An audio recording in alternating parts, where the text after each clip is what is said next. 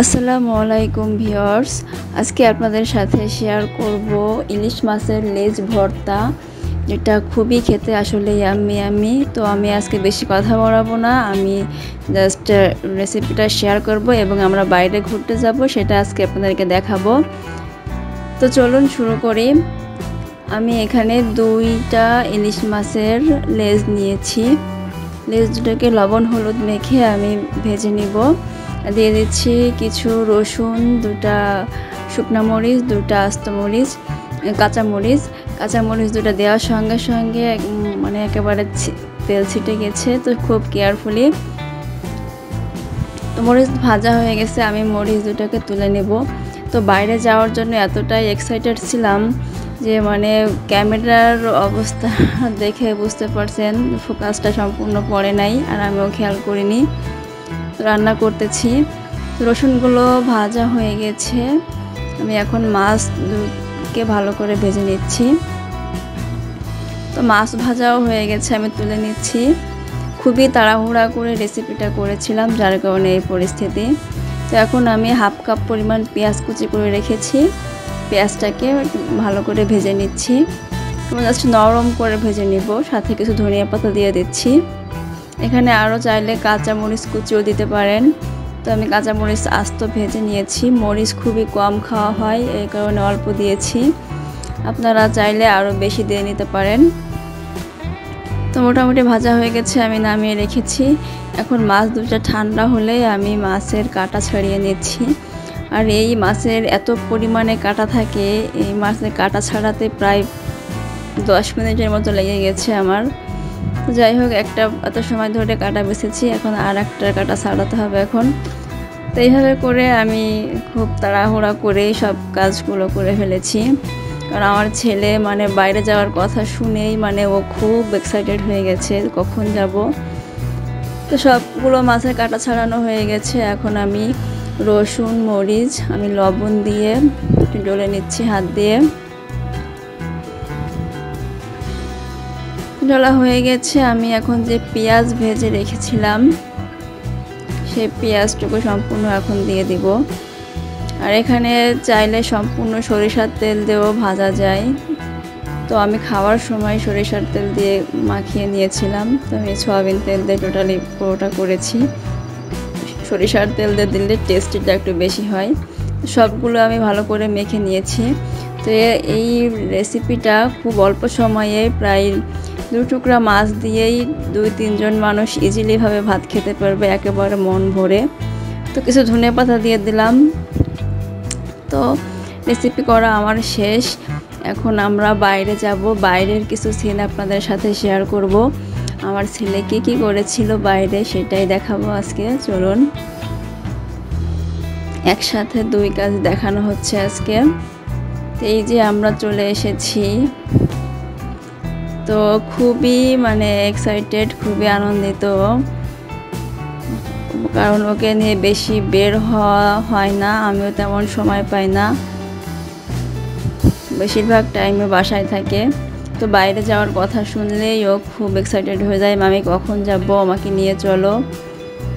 তো বাইরে এসেই ও প্রথমে বাবলস কিনেছে, ও মানে খুব পছন্দ করে এই বাবলস ফোলাতে। তো এসেই আগে এটা কিনেছে, এখন ওর বলছে মামি আমি এটাকে ফোলাতে চাই। তো এখনও নিজের ইচ্ছা মতো খেলা করছে এটা দিয়েই।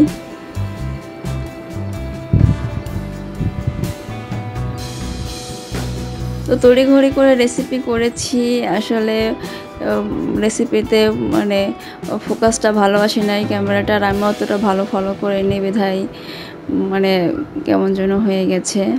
তো যাই হোক, কোনো প্রবলেম নাই, নেক্সট আশা করি খেয়াল রাখবো। তো ধৈর্য সহকারে পুরো ভিডিওটা আপনারা দেখুন।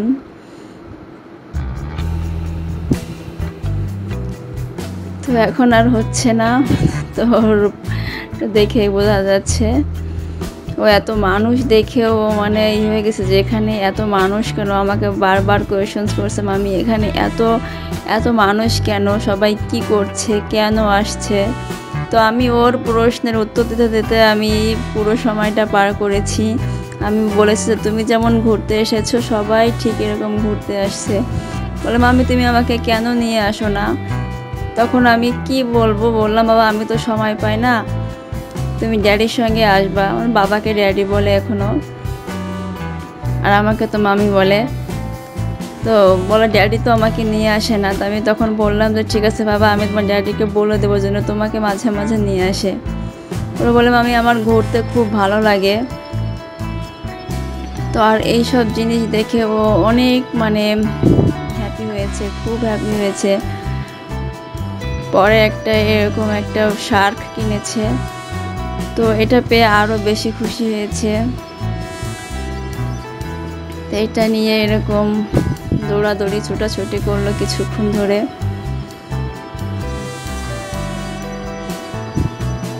প্রথমে দৌড়াতে ও ইতস্তত বোধ করছিল যে মামি এখানে কি আমি দৌড়াতে পারবো।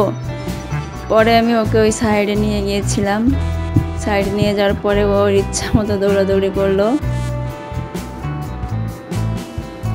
যারা আমার ভিডিওগুলো প্রতিনিয়ত ফলো করেন তারা অবশ্যই যদি জায়গাটি চিনে থাকেন তো অবশ্যই কমেন্ট করে জানাবেন এটা কোথায়।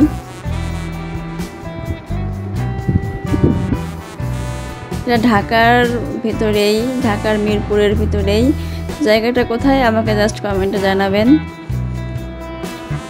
তো এই যে এখন নিজের খুশি মতো ছোটাছুটি করছে, দৌড়াচ্ছে, কারণ এই সাইডটা একটু ফাঁকা আছে, সামনের সাইডটা লোকজন প্রচুর পরিমাণে চলে আসছে, তাই ওখানে দৌড়াতে পারছে না। তো এখানে এসে এখন বলছে মামি আমি এখানে কি দৌড়াতে পারবো? তাই আমি বললাম যে ঠিক আছে তুমি এখানেই খেলা করো, যেহেতু এখানে লোকজন কম আছে। বাসাতে দৌড়াদৌড়ি করতে পারে না, আর হয়ও না, সারাক্ষণ বাসায় কার্টুন নিয়ে বিজি থাকে। তো খোলামেলা জায়গাটা ও অনেকটা পছন্দ করে, বাট দুঃখের বিষয় আমাদের টাইম হয় না। তাই আমি চেষ্টা করি প্রতি সপ্তাহে একদিন হলেও আমি ওকে নিয়ে বের হব।